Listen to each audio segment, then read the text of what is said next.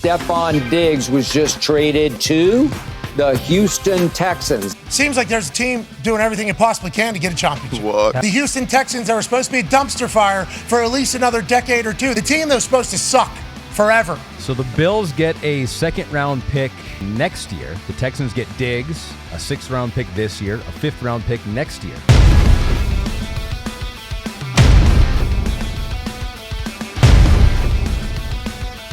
The Buffalo Bills and Stefon Diggs have been on shaky grounds for the last few seasons. Diggs hasn't exactly been hiding his frustrations following the Bills' exit from the playoffs in 3 of the last 4 years. There was a famous clip of Diggs watching the Chiefs celebrate their AFC championship after beating the Bills 38-24 in 2021. And then there was that famous Bills versus Chiefs divisional round game that went to overtime in 2022. That game actually inspired the NFL to change overtime rules so that both teams would get an opportunity to possess the ball should the game go to overtime. If you're just learning about that now, don't feel bad because several 49ers players in the Super Bowl didn't even know that rule, apparently. I didn't even know about the new playoff overtime rule. It was a surprise to me. Wow. To be fair, I don't remember Stefon Diggs having any kind of a negative reaction to that game. At least the Bills were in it all the way. Then there was the Bills versus Bengals divisional round game in Buffalo in 2023. The Bengals beat the brakes off of the Bills 27-10. You might remember Stefon Diggs yelling at Josh Allen on the sideline of that game. And then most recently, the Chiefs once again beat the Bills in the postseason in a 2024 divisional round game where if Josh Allen would have seen the wide open Stefon Diggs underneath, the Bills might have been able to keep that series going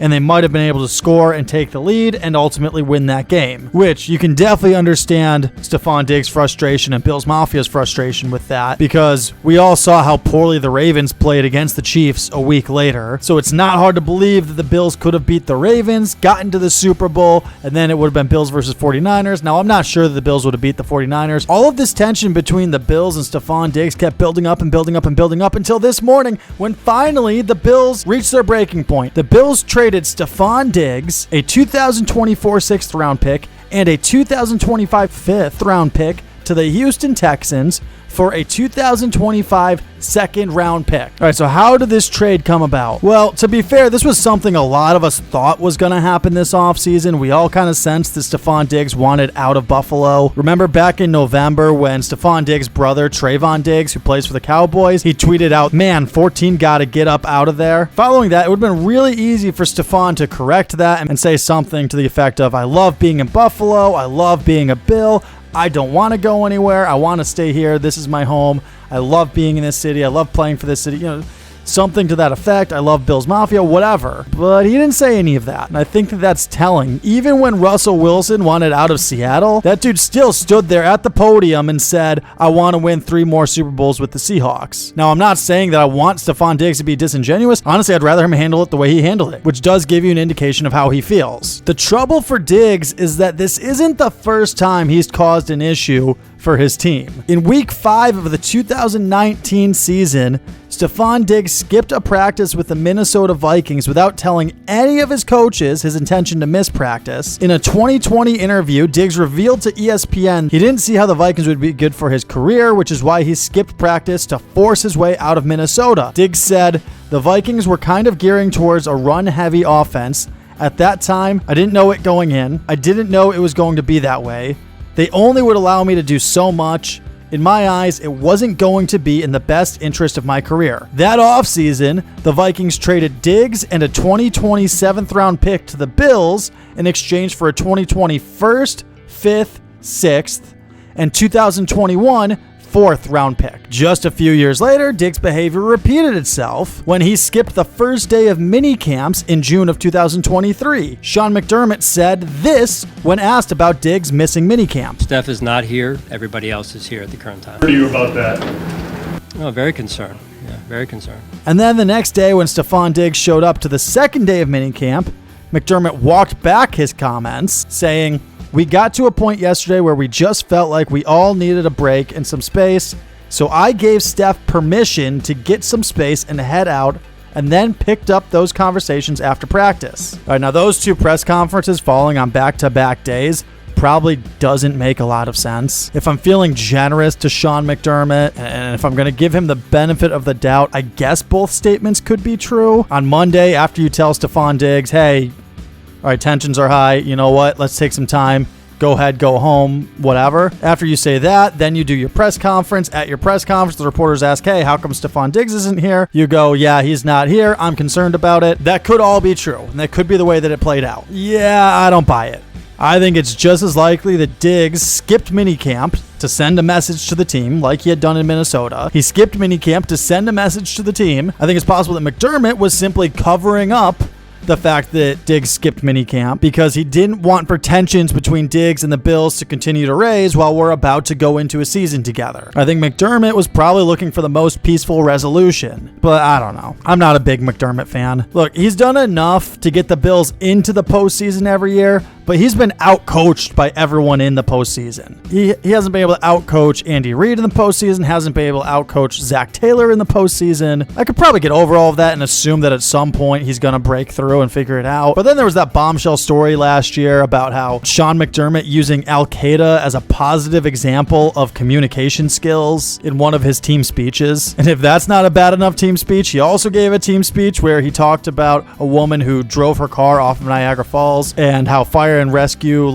showed up and responded to the call, and then they were unable to save her and she died, and nobody really seemed to get the point of that speech. I've spent the last 3 or 4 months trying to figure out what the point of that speech could have possibly been. So if you know anything, please drop it in the comment section, because I can't figure out why in the world Sean McDermott would have that speech. But anyways, back to Steph. Potentially the breaking point for the Bills and Stefon Diggs came last night. Robert Griffin III posted a video stating that Diggs is the reason that Josh Allen is as good as he is. The Peaky Pirate responded to RG3's video saying, does Josh Allen benefit from having a top-tier receiver? Yes.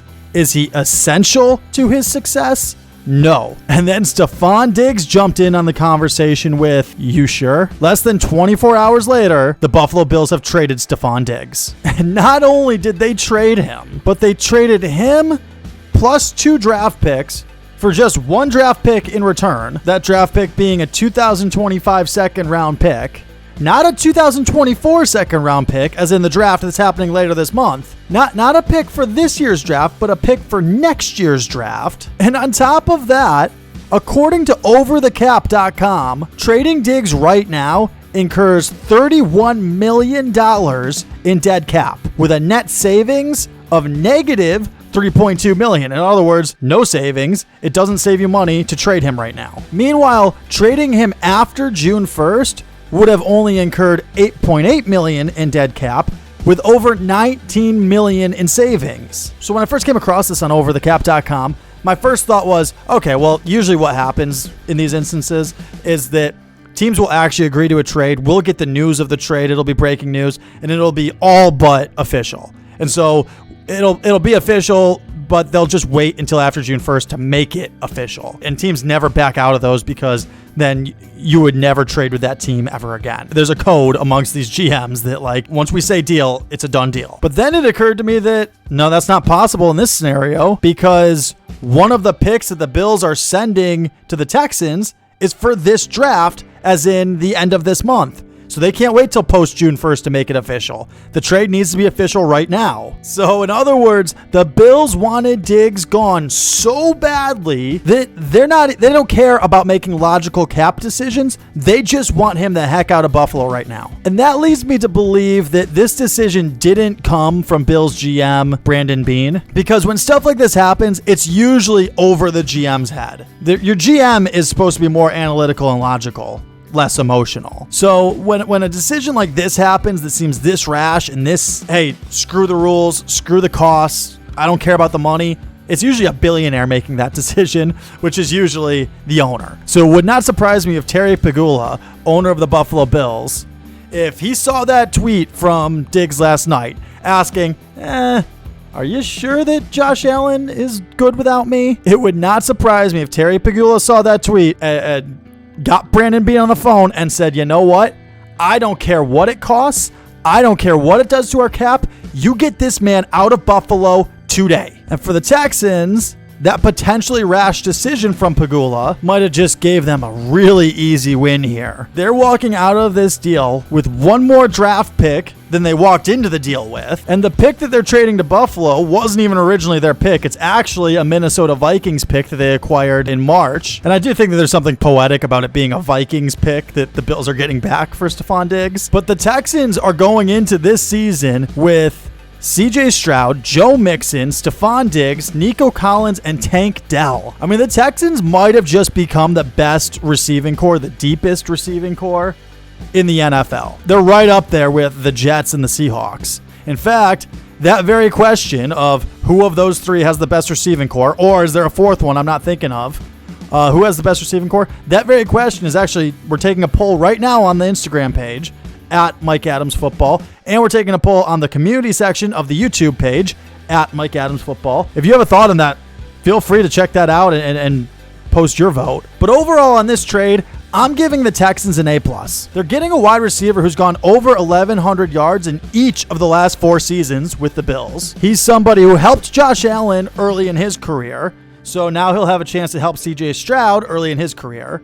In other words, Stefon Diggs knows how to work with a young quarterback. And while he's not cheap, he's going to be making $18.5 million in base salary this year. Let's say the Texans go, oh man, he's past his prime, right? What if he gets there and he just doesn't have it anymore? He's lost a step. Well, after this season, he's actually really easy to cut. It'll be $0 in dead cap money, according to Spot Rack. And all that it cost the Texans was a second-round pick for next year. And I don't really see a downside for them. For the Bills, I'm surprised to say this because I never give grades this low, but for the Bills, it's an F. I get wanting to move on from Diggs, but with a little more patience, you could have done it at a much more affordable price. As my buddy Jack Sparrow likes to say, wait until the opportune moment. At that opportune moment, you could have traded him for a savings of $19 million.